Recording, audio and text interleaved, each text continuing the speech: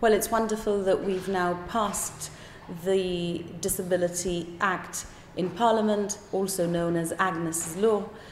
Initially, of course, when we committed to do it, we thought that we would have been able to have undertaken it and completed it earlier, but it's been complicated and it's taken us longer than we initially envisaged. But having said that, that's not stopped us from developing and implementing government policy along the way in any event.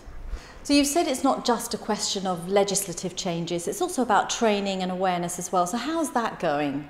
Well, the legislation provides us with a framework that clarifies the implementation of rights that protect from discrimination on disability, and those are existing rights.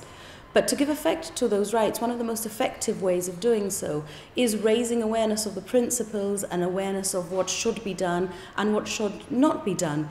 We've had, over the last 5 years, a very comprehensive program where we've been delivering training to the public sector, we've been offering it to the private sector, to businesses as well as to families. It's been particularly intense in the last year, and that we find has worked wonders in progressing the agenda and progressing awareness of disability inclusion and all the issues. Because unless people know what the issues are, they won't necessarily understand what is wrong, and they won't particularly know what their responsibilities and obligations are.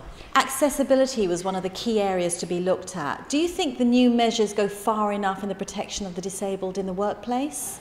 Yes, absolutely. And in terms of accessibility, that's probably one of the things on which we have prepared most of the groundwork. We've had a lot of training and awareness on accessibility to physical environments for the last 5 years, and we are now imminently about to introduce legislation in the form of the Part R regulations of the building rules, which will apply to all new premises, all new builds, and any premises that require refurbishment or change of use, which means that anything new going forward will be completely accessible. And this reflects the government policy that we've had in place for the last 5 years, that all government projects, all new government projects, are completely accessible for people with disabilities.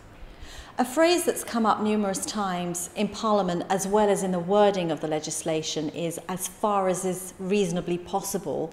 And you said that isn't a get-out clause, but obviously it's going to give rise to some concern, isn't it? Unfortunately, there were comments made in Parliament yesterday that perhaps were made as a result of a lack of understanding of the legislation, and has perhaps resulted in misgivings or scaremongering even, which is, I think, unnecessary. The wording that's been used is the standard wording that is used in these circumstances and internationally, in fact, and there is very clear guidance and framework on what this means.